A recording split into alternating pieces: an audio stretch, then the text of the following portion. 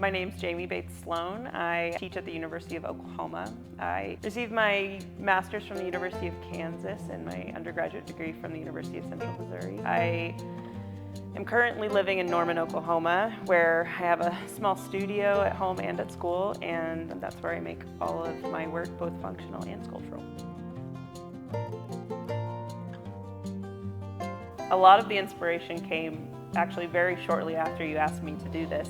When I was in Dallas in March, I came across a piece in a museum that was on this 10-foot tall pedestal, and it looked like it was judging everyone in the room.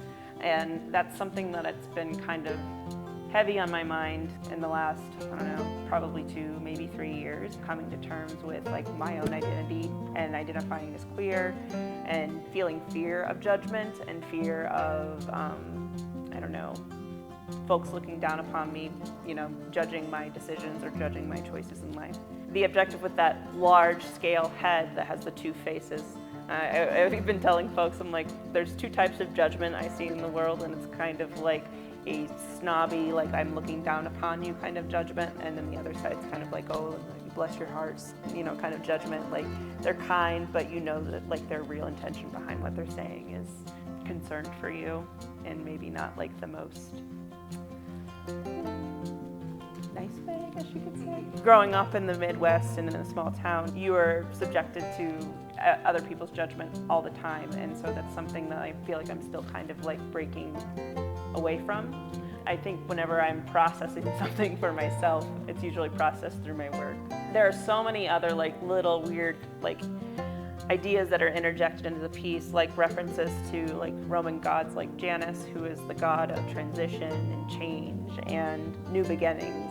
He was also seen as the god that basically guarded the gates, so he was the judger of folks that were coming, to the afterlife. And so it's just a really interesting idea of how I could use that reference and kind of turn it around and, model myself in that position. There's a really amazing variety of work, and I really love the fact that I got access to the statements about their work. It was really eye-opening, and it informed a lot of my decision on what was going to be included in the exhibition. It was a really wonderful variety of things, all the way from where I'm sure that now that I know some of the people that are in the exhibition. I mean, you've got student work all the way to people who are teaching at the university level. So it's a wide variety of what is to be offered in ceramics at this point. But I think one thing that I really tried to do, particularly with this exhibition, is from the work that was submitted, try to show a wide breadth of what's possible in clay. Naturally, there was a lot of figurative work that was applied with, so it is a little heavy with the figure, but I tried to really round it out and give a good representation of what's happening in clay right now. It's been strange. I'm not realizing that people know who I am.